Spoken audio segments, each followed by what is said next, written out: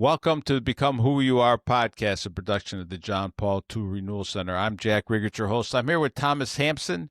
He's a crime investigator, crime reporter. Has been underground for child sex trafficking, child porn. Then he continues to dig in deeper, trying to stand up for the vulnerable, the innocent in the world.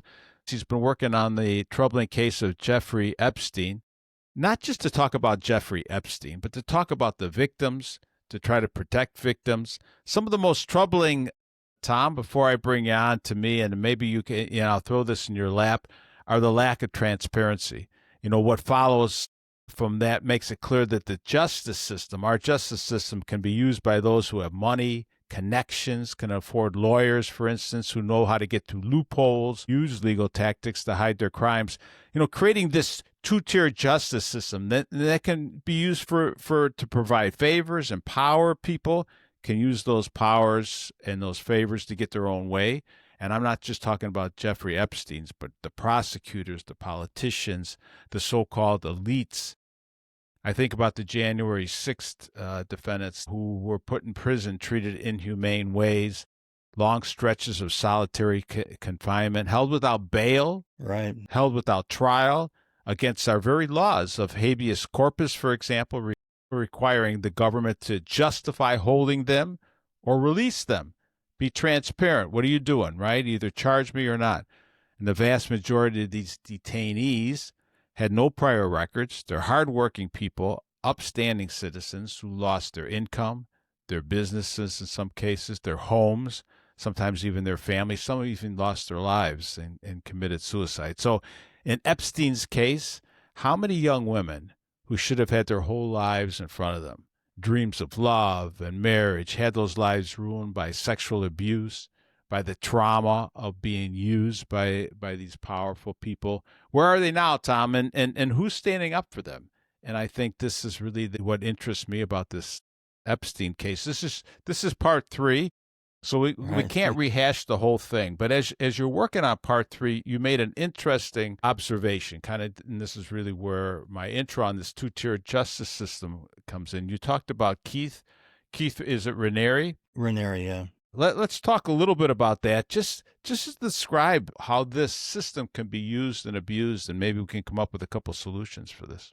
Right. Well, he created a self-help organization that turned into a sex cult, basically.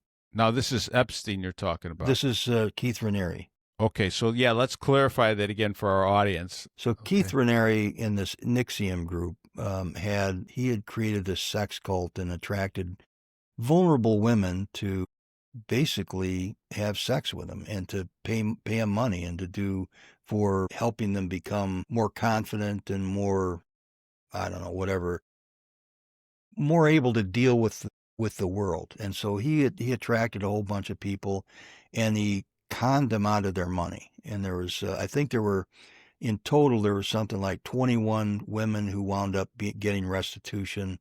These are women that went to him for counseling? Is that how it Not starts? counseling. It's like one of these self-help groups. You go there and you go to a conference and he talks about, how good you are. And, I don't. Right. So he's attracting clients from there. Yeah, one of these kind of things that's, sort of in the same model as Tony Robbins, those. Okay. These self-help kinds of things, but he focused on getting women to be more self-actualized or whatever. Okay. So you mentioned 21. Were there 21 cases? Yeah, there were 21 women that wound up getting restitution for money that they'd get. There was a lot more women that were involved in that, but there weren't vast numbers of them. And there was 5 women, I think it was 5 that who were victims, but also wound up being prosecuted because they were complicit in helping Ranieri carry out his scheme. So there were millions of dollars that he conned out of these people. Most of the women had money. That they were not poor people. They were pretty rich. Claire Bronfman was one of them, who was the daughter of the Seagrams people. Okay. So let me just read her little statement right from your article. Okay. And again, I'll link Tom's article for those of you who want more information on the Substack. You can see all three of these articles. Claire Bronfman, Seagram's heiress and daughter of Egner Bronfman Sr., was described by prosecutors in court records as being psychologically manipulated and exploited by Ranieri. Nevertheless, she used her wealth to support his activities, including funding legal harassment campaigns to silence critics and defectors. Ranieri exerted control over her through the same coercive techniques used on other members. She refused to cooperate with prosecutors or to denounce Ranieri. Besides Ranieri, she received the longest sentence of 6 years and 9 months because she wouldn't cooperate, I suppose. Right. Okay. Well, so they get manipulated to the point where, man, they just fall for this, huh, Tom? Right. Well, you've seen people who've been victims of con men before that they absolutely. We've seen it in the church where somebody has complained about being abused and everybody goes after the victim rather than going after the abuser. And so this happens a lot where people are conned by slick talkers. Yeah. And well, you see Ghislaine Maxwell with Jeffrey Epstein. It's amazing.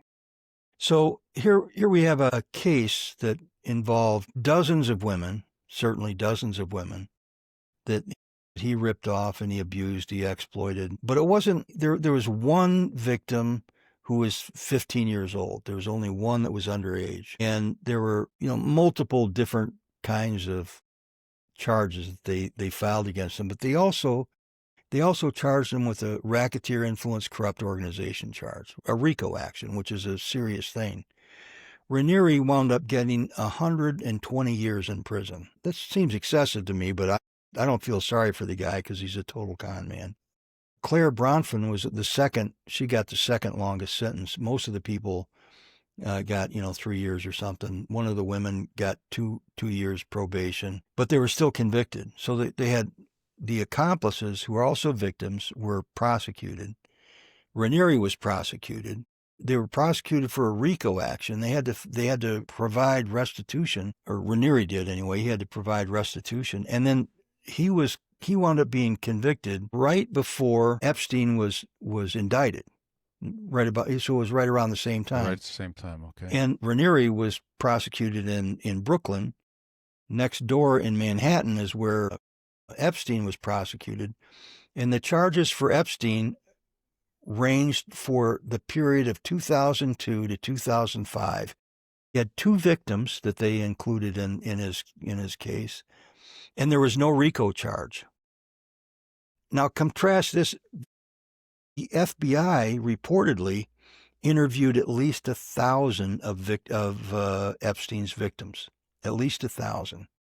There's many more than that. This is the FBI records. Well, this is the report in the court file that the FBI had interviewed over 1,000 victims. Okay, so I see the part in the article here. So the FBI evidence confirmed that Epstein harmed over 1,000 victims across multiple decades, states, and countries, orchestrating what prosecutors acknowledged was an extensive sex trafficking enterprise that created a vast network of underage. You said only one with the other guy, and here's a vast network of underage victims for him and others to sexually exploit in locations including New York, New Mexico, Florida, the U.S. Virgin Islands, and Paris, France. There are likely other locations as well that have not been disclosed. So this is a huge right. But there was no RICO charge. It was basically charged for 2 victims. Let's define for our audience who may not know what a RICO charge is. Well, it's a racketeer influence corrupt organization. In other words, it's a group of people who conspire together to break laws. It was targeted for organized crime figures, okay, but it's been used for many others and in many other people since then, both civilly and criminally. And so basically, you want to use it to break up a broad network of nefarious organizations and people. In other words, there might be multiple organizations involved. There might be multiple people involved. And Epstein Epstein's operation fits that definition to a T. I mean, it was like he had people in Lithuania, in France. We had the Baltic Model Agency over in Lithuania was providing models. We had Brunel in Paris that was providing models that were sent over for Epstein that Epstein used. And he had activities in New York, Florida, New Mexico, Virgin Islands, Paris. He traveled all over the world, engaged in all of his financial operations. And he brought people from all over the world to his parties. People from all over the world went to his parties. So if anything deserved to have a RICO charge against it, it was his organization. Now, ironically, I didn't put it in the article, but because it would have gotten too long, but in the same district, Southern District of New York, where Epstein was prosecuted, just recently they prosecuted P. Diddy, Sean Diddy Combs, on charges, and they brought RICO charges against him. He wasn't convicted on RICO, but they brought a RICO charge against him in the Southern District of New York. Now, compared to Epstein, basically the RICO charge in New York for Diddy was more like they're indicting the organization of me, myself, and I, because there were no other co-conspirators involved. I wonder why they even used RICO then for that. Well, because it would have given them more time in prison. But so that's why they used it. But basically, he was conspiring. The conspiracy would have been between him and organizations that he controlled. So basically, you have a conspiracy between yourself. Yeah. Which is, the jury didn't buy it. Doesn't make a lot of sense. No. The jury didn't buy that. Is that case over, by the way? Well, just the sentencing is left to go. He was convicted on Mann Act violations. Where do you think that one will go? Just to kind of get a comparison again on. Well, I think he'll probably get 5 years maybe. It won't. He'll be out. Do you see them taking down anybody else in his organization, or no? There's no. It's him. That's it. It's just him. That's him. And ironically, one of the prosecutors in the Epstein case was the lead prosecutor in the Diddy case. Isn't that something? So that was Comey's daughter. Is that right? So here you have, the conclusion shielded hundreds of facilitators. This is Epstein again, recruiters, enablers who helped Epstein abuse more than 1,000 victims over decades. Many of Epstein's victims later became perpetrators themselves. Unlike in the Ranieri case, none of them were held accountable for their role. And getting back to your article, there were a number of people that helped Ranieri that were convicted of various crimes, et cetera, et cetera. And here, except for Ghislaine Maxwell, you don't have anybody, right? Right. Well, yeah, Ghislaine Maxwell was, they could not prosecute her. It's pretty hard. Yeah. Pretty hard to give her a pass when they're making all these allegations. But the thing about this is that these cases are so complicated and there's so little information that's available to the public. Nobody knows what's happening. They can't make a decision of what's really going on. I'll give you an example and I think I mentioned it in the article in one of the parts. They claim, like in the beginning, both Kash Patel and Dan Bongino of the FBI said they reviewed the file and there's nothing there. Okay. Which is what? In the Axios, when they leaked the report that says we're not going to do anything more on Epstein, they leaked the report to Axios and they said, well, there's no co-conspirators. They can't make a case. They can't make a case against a co-conspirator. What? This is ridiculous. Well, because what I just read was from the FBI reports. Right. This is like where they're naming 1,000 victims. Right. With other people as perpetrators. But this is the other thing that's really significant here is as far as a co-conspirator, somebody that's involved in it. JPMorgan Chase Bank handled over $1 billion in transactions that were linked to suspected human trafficking that came from Epstein. Okay, over like a 10-year period or something. So they were linked to to human trafficking. That's Staley, who was the executive at JPMorgan Chase, suppressed reporting those that information to FinCEN, Financial Crimes Enforcement Network. There's supposed to be a suspicious activity report filed. He suppressed all the suspicious activity reports. Well, if that's not an element of a conspiracy, that's a crime in itself, okay? If that's not an element of a conspiracy, I don't know what is. So now you got that you got should be Jess Staley. transparent also, right? Yeah, well, it's out there. How can they say, well, there's no evidence of any conspiracy? What are you talking about? And so people say, oh, it's the government. They must be telling the truth. I've gotten to the point now where I says it's a government. It must be a lie. Yeah, because Bongino and Kash Patel both, and Pam Bondi too, they all said that they all felt like something was going to come out of this, Right. Well, the other thing is they made these claims that they're going to release all the files. They're going to release the files, and then they get in there and they don't release anything. Well, the very idea that they could say that they could release all the files is absurd. I make the point in the article that the President of the United States himself could not have authorized the release of the files. There are so many different laws and rules and regulations that govern different parts of this case that no single person can allow it to be released. And that's the problem. Yeah. So the problem becomes what we stated in the beginning was a two-tier justice system. Somebody's trying to protect people in this, and when they want to, there's just so many layers and so many ways they can do this. So Right. what is our solution to that? How do we get this? Because you talk about Bill Barr in here, served as Attorney General before and during Ranieri's trial, as well as when Epstein was indicted. The Right. fact that Barr was the Attorney General is significant. Barr's father hired Epstein at the Dalton School.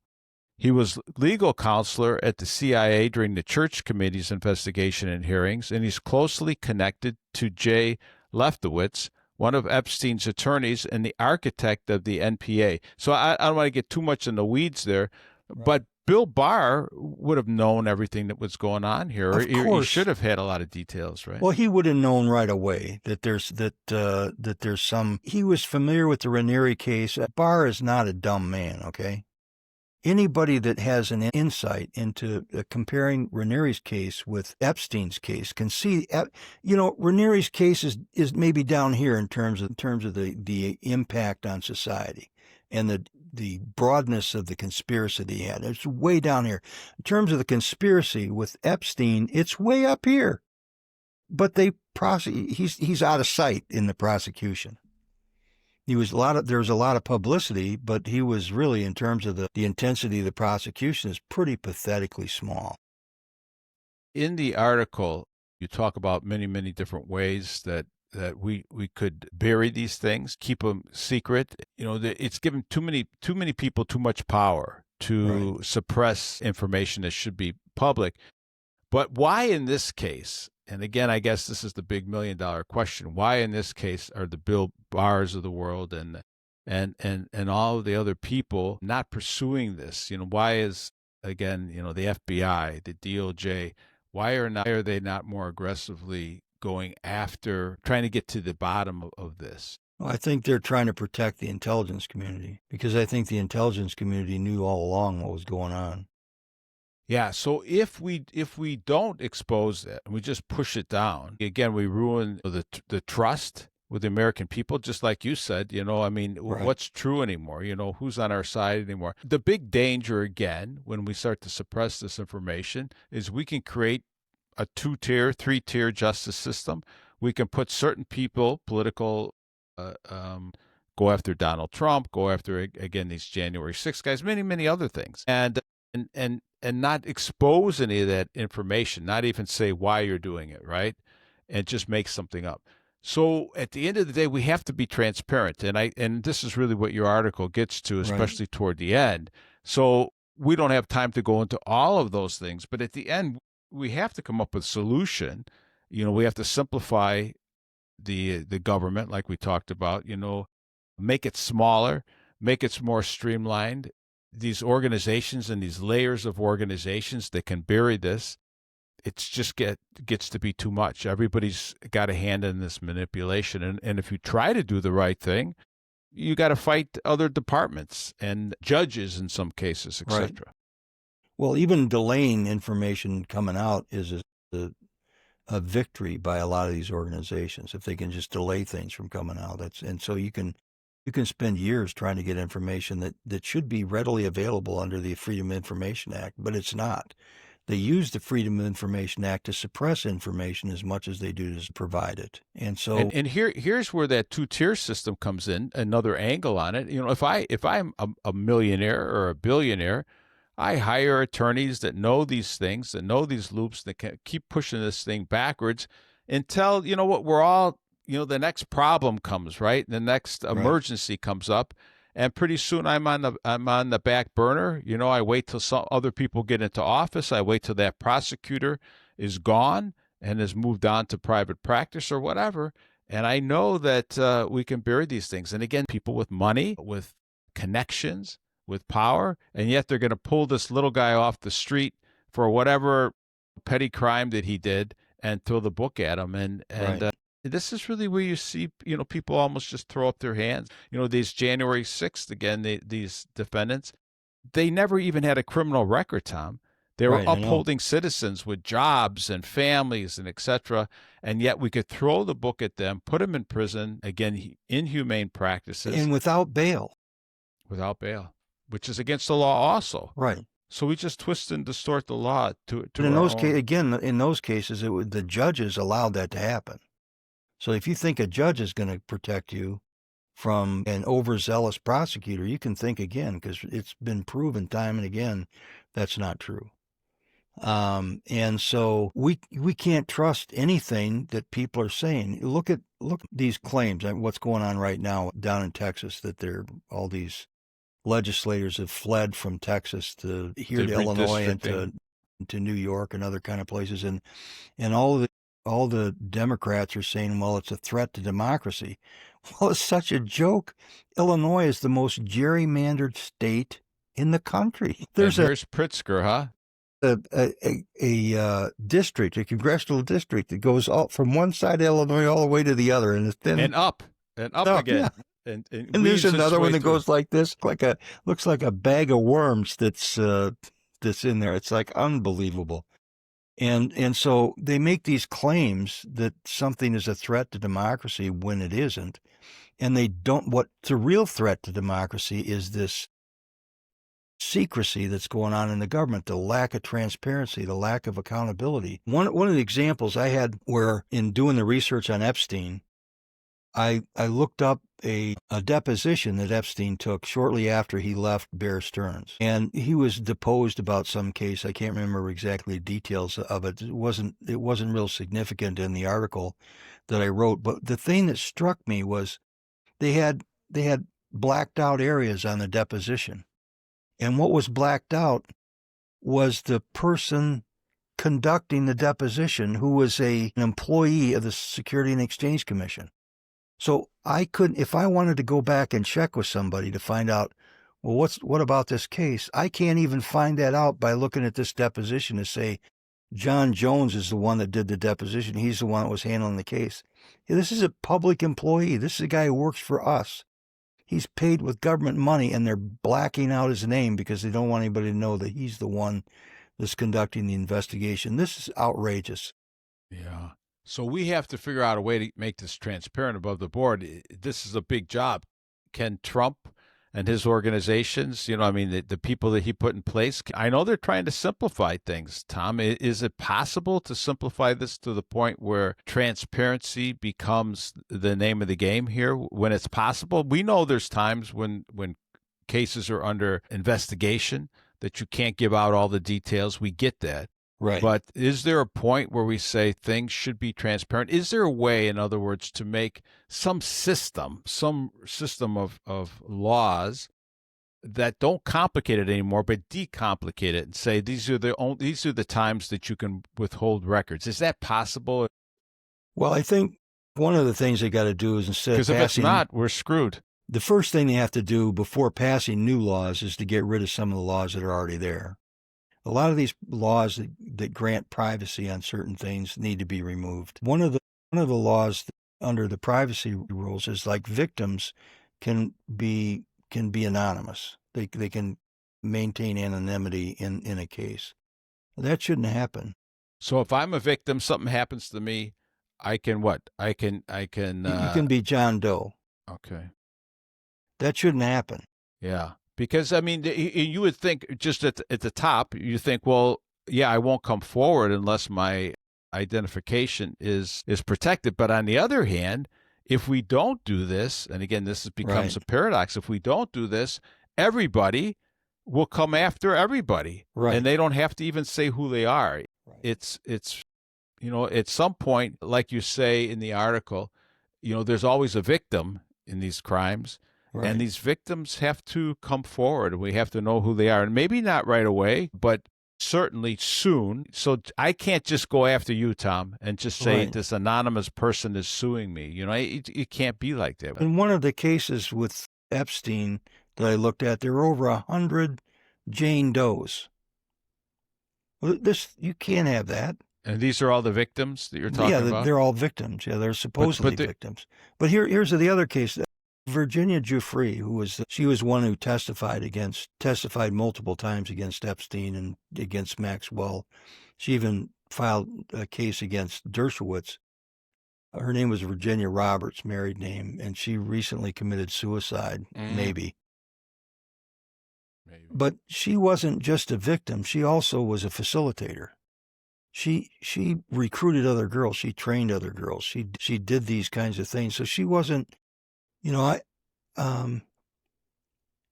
I've run into this in sexual exploitation cases a lot, where very often you find somebody who is a sexual exploiter was themselves victimized as a child and was abused, terribly abused, and they went through a terrible time. But later on, they become an abuser themselves. Now, I can feel bad for what they experienced as a child.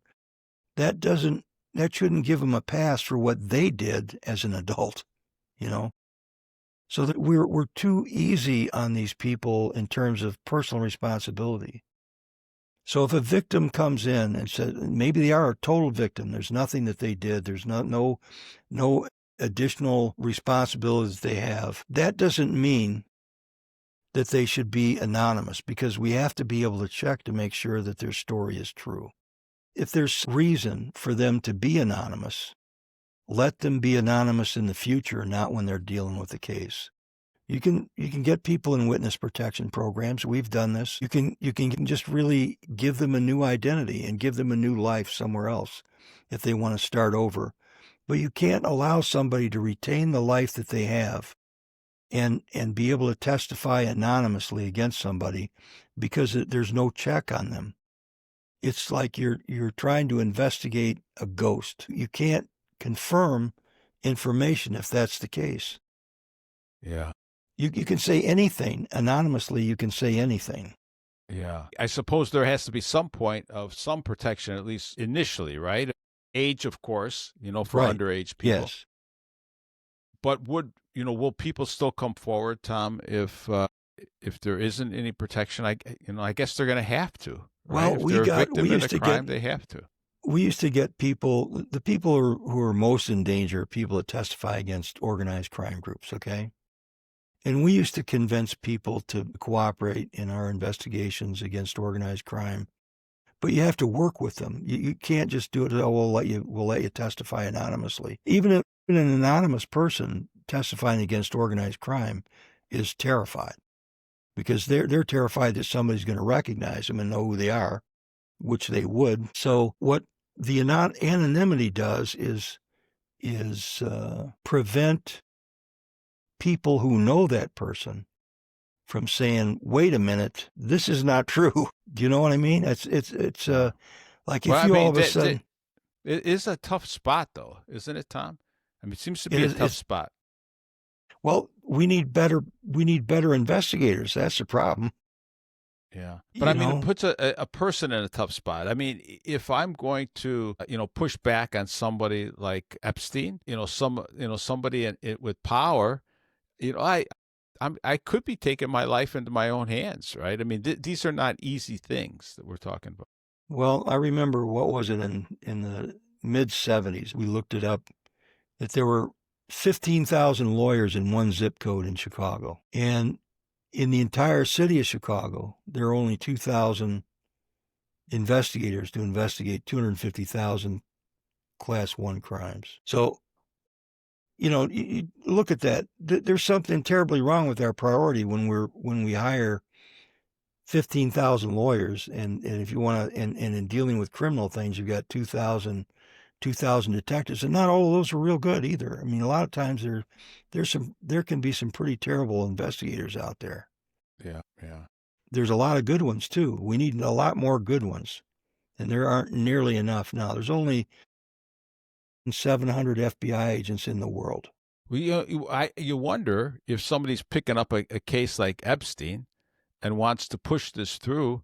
It takes a lot of manpower to dig into all this, time and manpower, etc. And so again, you could see why these good lawyers, and the amount of lawyers that you just said, you can have 2-3 lawyers if you have enough money for every person that's investigating you, right? And to be able to push back and start investigating them and blah blah blah blah. So again, bottom line, Tom, what are we going to do to solve this thing? I think to start is that we need another church committee, select committee between the Senate and the House that's dedicated to try to deal with this problem of transparency, the lack of transparency in our government. But it's also going to take the cooperation of the executive branch and the courts, frankly. We need to start unraveling this labyrinth of laws that we've created that allow our government officials to operate in darkness, because darkness breeds evil. Whatever, I don't care who you are, if you can do something in the dark without accountability, you are gradually going to go step by step, taking shortcuts, taking more shortcuts, till you wind up crossing over into the criminal. We can't allow that. We're already descended far enough. We need to stop that. Yeah. Well, you even see this. I'm going to switch it just a little bit here. You even see this at the local level. Yes. Once we don't stand up for the truth and expose the darkness, you and I are out speaking on stolen innocence. What we're doing to our own kids from a sexual exploitation standpoint in our own schools, in our own public schools. If all of us decide we can't push back, we're not going to fight the system, we're not going to bring this into the light, what happens is more and more people think they can get away with it until my point being, not only are they up here getting away with it, there's teachers in the classrooms that are teaching this, critical gender theory and et cetera, and telling young kids that a boy can be a girl and talking to them about all these sexual deviant behaviors when they're little kids. And if they think they can get away with it and nobody's going to do anything, this becomes a big issue. And so some of us, regardless, and it's not easy. I remember, Tom, just in COVID, pushing back against these vaccines and then later on pushing back about the porn in the schools. Man, you can get attacked, and you need to build a community. And I think that's my point, is build a community around yourself, get some people that you can trust. You have to work with them. You have to encourage each other. And then hopefully you're not standing alone out there. You have some protection, some confidence that there are other people that will be there for you. And if something does happen to you or people go after you, that you have your own community around that will stand up for you. Otherwise, they try to pick you up, Tom, one by one. Well, that's true. That's right. We need money. Yeah. All right, Tom. Well, thank you. God bless you. Thank you for taking the time to do this.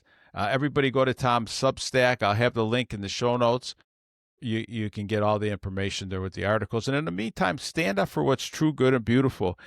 Bring it into your community. Stand up at those local school boards. Let's start to get this thing right and start to protect the most vulnerable right around us. Build up a community. Right before we came on, Tom said, and I remember this even in Chicago. I live in Chicago in a neighborhood there in the South Shore, and we all knew each other. We all knew each other. We knew who the bad characters in the community were. We knew who the good people were.